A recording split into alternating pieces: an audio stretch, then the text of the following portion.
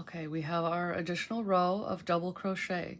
So if you've been following along, you know we started with our slip stitch and foundation chain. Then we did our single crochet rows, and now we've learned double crochet rows, which we can see are much taller than single crochet. They also use more yarn. Now we're going to learn one that is my absolute favorite stitch, and it's kind of in between these two. I believe it's as tall as a double, but uses slightly less yarn, but I also like the look of it. It's the half double crochet. So the first step to do this is going to be the same. And it would be the same if you started with your chain. Your first row is always just into the top of those V's. So we're going to chain 2. And again, this is going to vary by preference, whether you want to chain 1, 2, or 3. I'm going to do 2. Then I'm going to turn my work. So for a half double, it starts out the same as a double. Here's our V we're going to go into. You yarn over, and you put your hook through the stitch. Then we yarn over and pull through the stitch. And we're starting off how we did on the other one. So we have 3 loops on our hook. The next step is to yarn over and pull through all 3. It's a little hard at first, but you will get the hang of it. So it varies a little bit from the double because we pull through all through those 3 of those loops on the first try. So let's try it again. Yarn over, put the hook into the stitch, yarn over, pull it through the stitch. We now have 3 loops.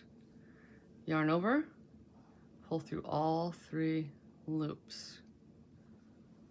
So yarn over, put through stitch. Yarn over, pull through stitch. 3 loops. Yarn over, pull through all 3. Again, yarn over, put through stitch. Yarn over, pull through stitch. Up 3 stitches. Yarn over, pull through all 3. So let's finish a row of these, and then we'll come back and do one more row just so we're all getting some practice. Okay, so we finished our row of half double crochet. So let's take a look at what we have done together. We've done our slip knot and starting chain. We've done our 3 rows of single crochet and our 2 rows of double crochet. Now you can see, since we're making the length of the project, how long it would take to achieve this amount in single crochet. Each one of these rows is about the same as 3 single crochet rows to get 1 double crochet row. So that's where the double crochet is beneficial, because it's taller. Again, it'll use a little more yarn. Now the half double crochet is the one we just did.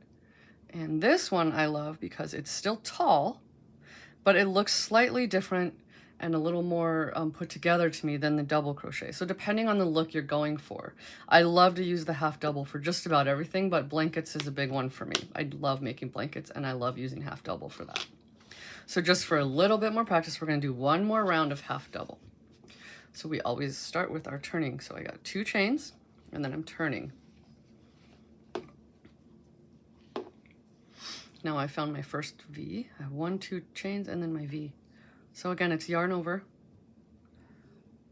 put it in the stitch, yarn over, pull through stitch only, 3 loops on hook, yarn over, pull through 3, yarn over, insert, yarn over, pull through stitch only, 3 loops, yarn over, pull through all 3. One more, yarn over, insert, yarn over, pull through stitch only, 3 loops, yarn over, pull through all 3.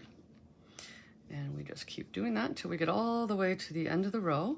And then we're going to have 2 rows of half double crochet. Okay, so now we have officially 2 rows of double crochet as well. I actually added a stitch by accident. That's why this row is messed up. But what you'll kind of get is like an edge here. And that's what the turning chains create. So you'll kind of have to get a feel for how you like them to be, but also the stretch and the tension is an issue there.